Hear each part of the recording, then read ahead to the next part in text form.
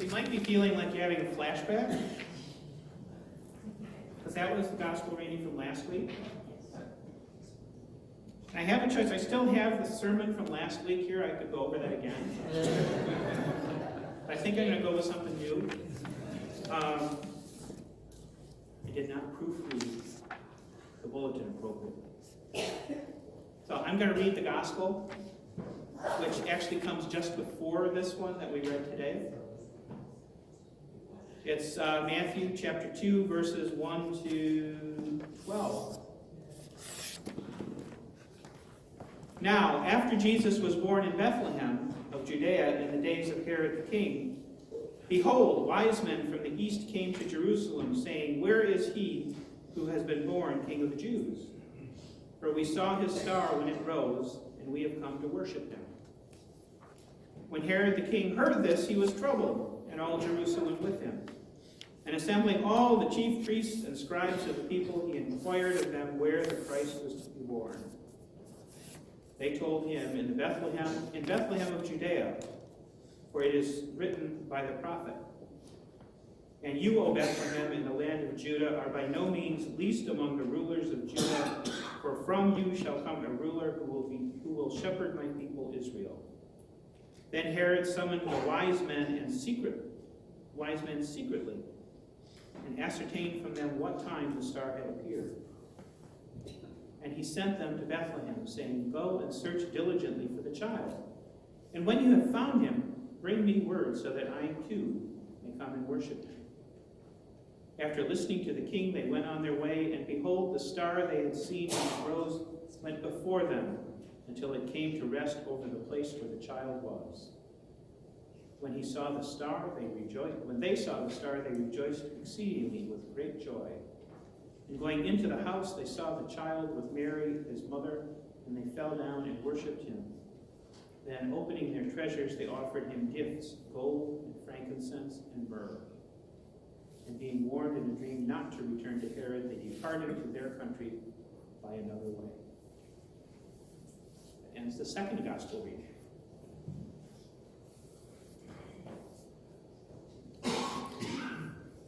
I thought it was worth reading, even though it's a familiar story.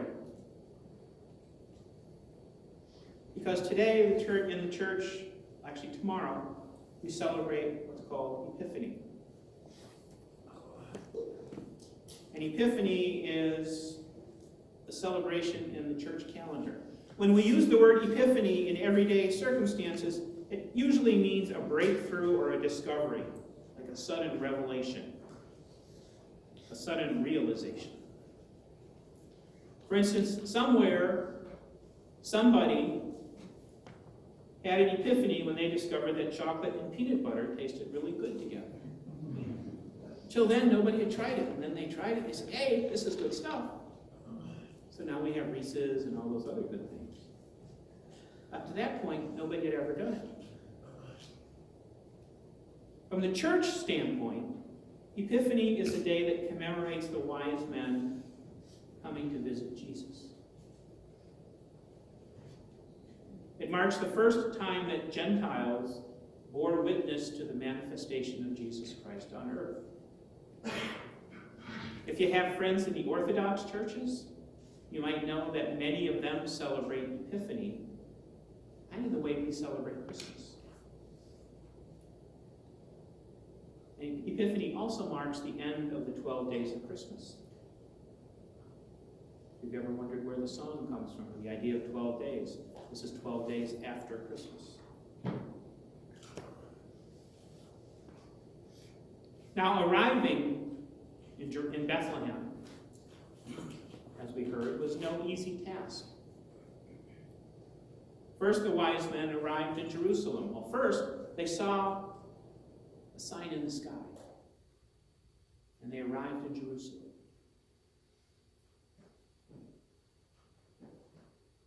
When they got there, they were carrying out, as far as they knew, they were kind of carrying out a standard diplomatic type mission. Because in that area, when a new king came to power or a child was born who was going to be a king, it was considered good form to send a delegation to drop off gifts for that person. A nice fruit basket maybe, or something like that. But now you can imagine the consternation in Jerusalem when they appeared. Jerusalem was the seat of King Herod the Great. And we know how King Herod the Great was. You can imagine when the wise men pulled into the parking lot, came up, knocked on the palace door, and said, "Hey, we hear there is a new king. Where's he at?" Things didn't go well. Have the next slide, please.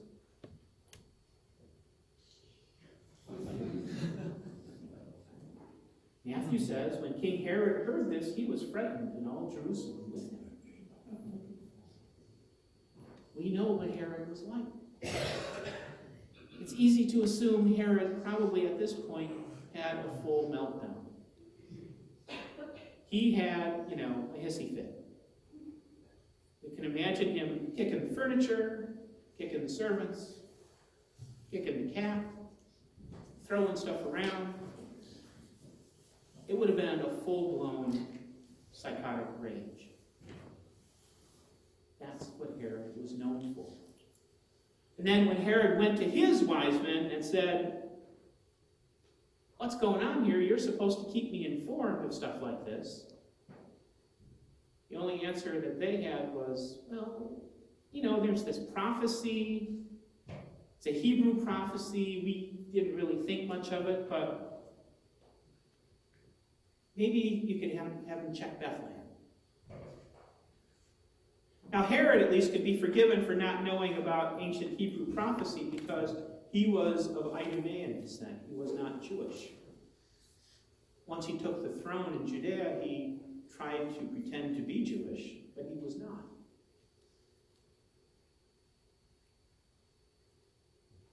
But once he knew, Matthew tells us, he knew what he had to do. He summoned the wise men. And he pointed them down the road to Bethlehem. He said, so go there.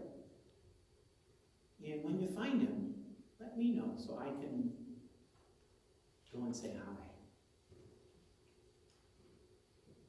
Of course, he had a lot more in mind than that.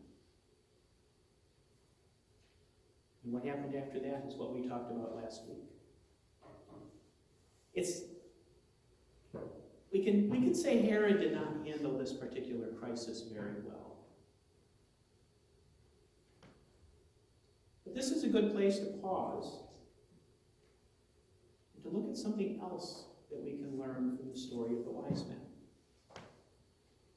And we're going to get really nerdy now. Because from the story that we hear, we know that not just that a new king was born, not even that the new king was somebody special, that he was a manifestation of God. God come to earth, God come to flesh. But when you look deep enough, we can actually find out when it happened. And if that doesn't seem significant, we should know that just knowing the year Jesus was born is something that scholars have struggled with for centuries.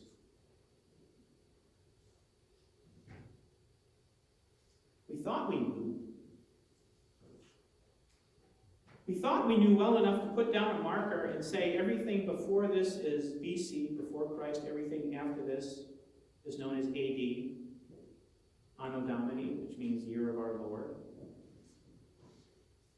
But it turns out that the guy that put that marker down probably got it wrong. This is where it gets nerdy. There was a monk. Name was Dionysius Exiguus. Back in the 6th century, he set out to determine when Jesus was born. And for some reason that's not entirely clear to us, he decided that Jesus had been born exactly 525 years before a gentleman named Probius, who was a Roman consul, was born. We don't know where he got that number or why he decided it was tied to Proteus, but this is what he decided. So he picked out a particular year, 25 years, 525 years before Proteus was born, and said, this is the year Jesus was born. This is the dividing point. So everything before this is BC, everything after is the year of our Lord. And for about 2 centuries, people went, okay, fine. But then that idea was put into a book called An Ecclesiastical History of the English People. And it just took off. And pretty soon everybody in the Christian part of the world accepted that date. The only problem with that was it was wrong. We don't know very much about when Jesus was born, but we know for certain it wasn't that year. Because when you look at that year, it was after Herod died. And the one thing Matthew tells us for sure is that Jesus was born before King Herod died. So looking at the scale that Dionysius came up with, Herod died in 4 BC. So Jesus had to have been born somewhere before 4 BC. And that's been kind of an embarrassment for Christian scholars ever since. You ask them, how was Jesus born, BC? And they would just kind of look at their feet, shuffle a little bit, and talk about the Packers. They came up eventually with a range of somewhere, they could say he was born somewhere between 6 BC and 4 BC. But we're not exactly sure where. But then recently, a professor by the name of Simo Parpola, he's from Finland. He's an expert in the field of Assyriology. He decided he wanted to figure out what year Jesus was born. And what he found was pretty amazing to me. The first thing we have to know is that the Wisemen, the Magi, were astronomers at heart. They studied the sky. They looked at the stars. They looked at the planets, the movement, where the constellations were at any given time. And they did that in part because they were curious, but in part also because they believed that what they saw in the sky reflected what was happening here on Earth. So they were astronomers and what we would call astrologers.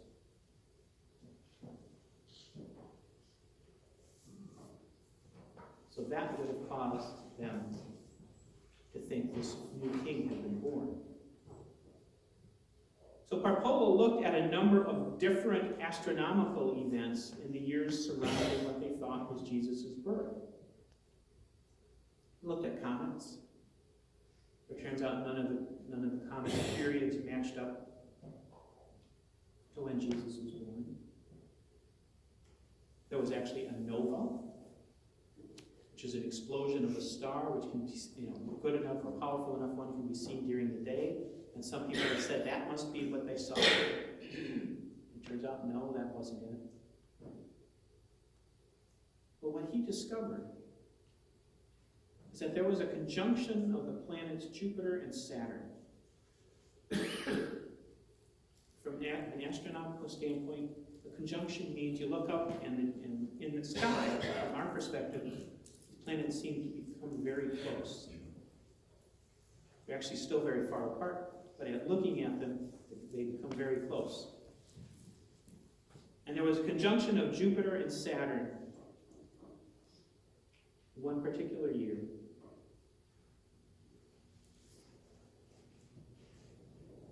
And he thought, maybe that was it. And he looked closer, because those are bright stars.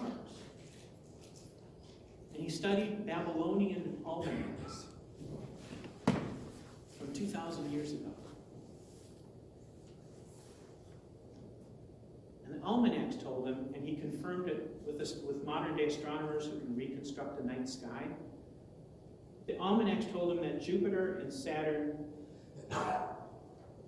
would continuously visible in the constellation Pisces for 11 months. And they approached each other in conjunction 3 times during those 11 months.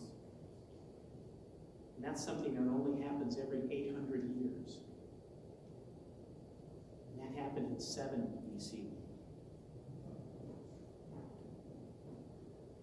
And what Parpola also discovered was that from an astrological standpoint, the conjunction of those planets in that constellation portended 2 different things.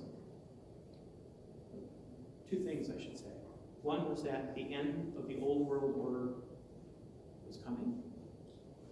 And the second is that a new Savior King, chosen by God, was about to be born.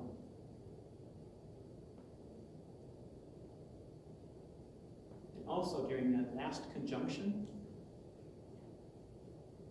planet Mars joined the conjunction, and that told them that this new king was going to be found in the area of Syria or Palestine.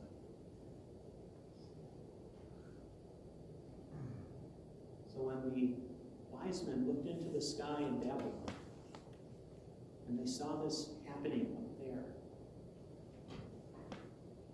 that's what told them something wonderful was happening. That's what caused them to grab some treasure and saddle up and take a 750-mile ride to go see this new king.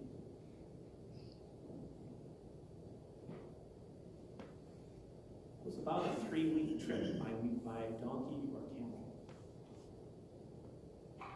And coincidentally, the final conjunction that may have been what just really kicked him off, sent him on the journey, that happened around December 1st. So it turns out December 25th maybe actually not be far off for the date either.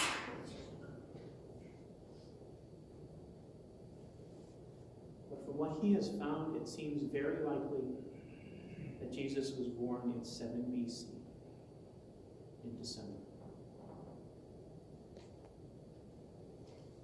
Now, like I said, it's really nerdy.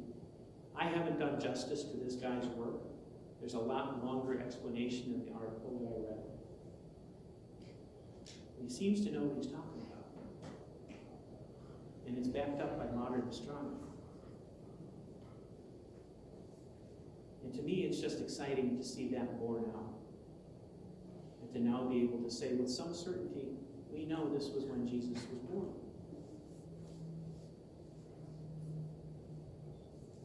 In the end, it seems completely appropriate that God would use the stars and the planets to tell us that Jesus was coming. Because the Gospel of John tells us that Jesus was present at creation, that Jesus was the vehicle for creation of the universe. And if it seems like we've wandered pretty far afield at this point from the concept of Epiphany, from the idea of Gentiles first being witness to God's Son, I think maybe we didn't really wander that far off. Because when we learn all of this, we're reminded that not only the Gentiles, but the sky itself, the stars and the planets, were witness to the birth of Jesus. Think of the fact that light from stars hundreds or thousands of light years away bore witness to the birth of Jesus. And it gives you an idea of the kind of cosmic clockwork that was happening at the birth of Jesus. It's an amazing witness to me. And it's a witness that's ours to carry on. It's ours to share as we carry the light of Jesus out into the world.